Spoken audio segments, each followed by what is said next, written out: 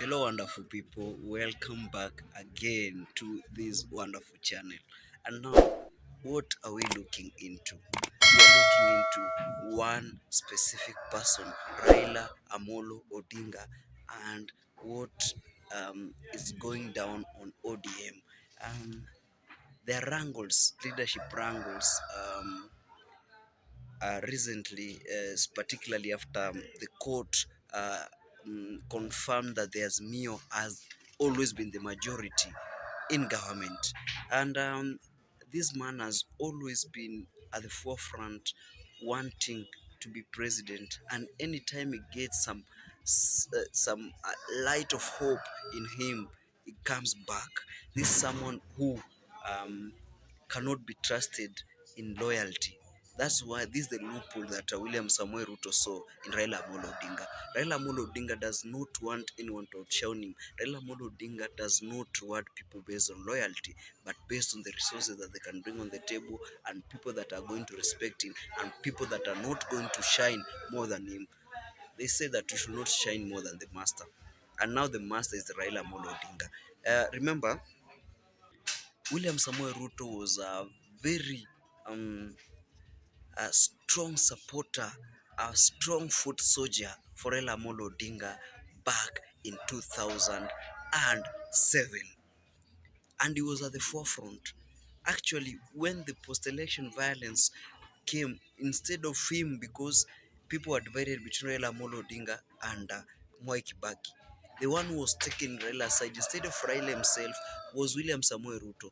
And when Kofi Annan came to do that, something to do with power sharing, um, the one who was supposed to be the deputy prime minister was William Samuel Ruto, because he was the one very vocal, someone that alikuwa anatetea Raila mbaya sana.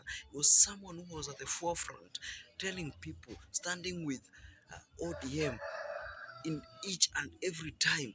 But at the end of it all, he was sided with Musalia Mudavadi. Very bad. There's one thing that William Samuel Ruto does learn from the one weakness he learned from Raila Amolo Odinga: loyalty. And when William Samuel Ruto got a chance to be president, he decided to reward loyalists, even giving cabinet ministries to loyalists instead of technocrats. That was very wrong. As per, if you were to achieve something tangible or something which is going to be economically viable in future, which of course is really costing us with the economic condition getting tougher and tougher. Well, we see Babu Owino. He has been a very vocal and strong supporter for Raila Amolo Odinga. We have seen the likes of Edwin Sifuna, but currently they have been undermined. Instead of them being rewarded with those big seats, in short, Babu Owino could have been the minister, either Babu Owino or Edwin Sifuna. But what did Raila do? He never gave them. There's a time that they were in Nyanza, and it's only people that were chanting Babu, Babu, Babu, that to that time that Babu Owino was given a chance to speak. He has always been undermined, ensuring that they sideline him because they don't want him to shine more than him. Recently we saw when they were praying for Baba, instead of Baba supporting and giving hand to one particular person that has been very vocal and supportive of his ambitions, and kumtetea, being one of the people that make the Kenyan opposition to be so strong, people who are very fearless, instead uh, gave support to someone outside outside outside the ODM family, outside the ODM support system, only because we had that Raila Amolo Odinga was given money. Like we have always had those just allegations that Raila Amolo Odinga receives money to endorse people.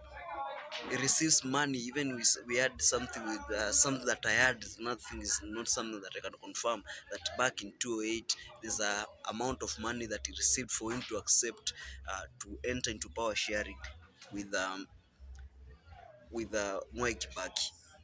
And I'm sure this is what has been going on for the past years. How do you incorporate someone in government because someone wants a handshake? what does he get in return?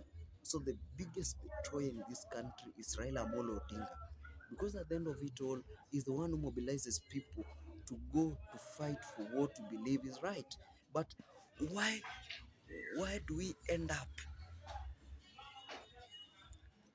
as Kenyans being left out without the true cause that we fought for?